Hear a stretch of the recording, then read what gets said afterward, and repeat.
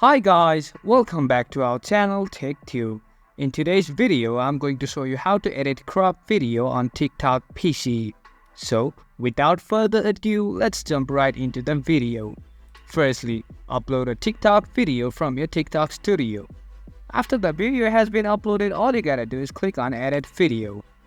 Now, from here, just crop the video as you like. For example, I'll crop it right here.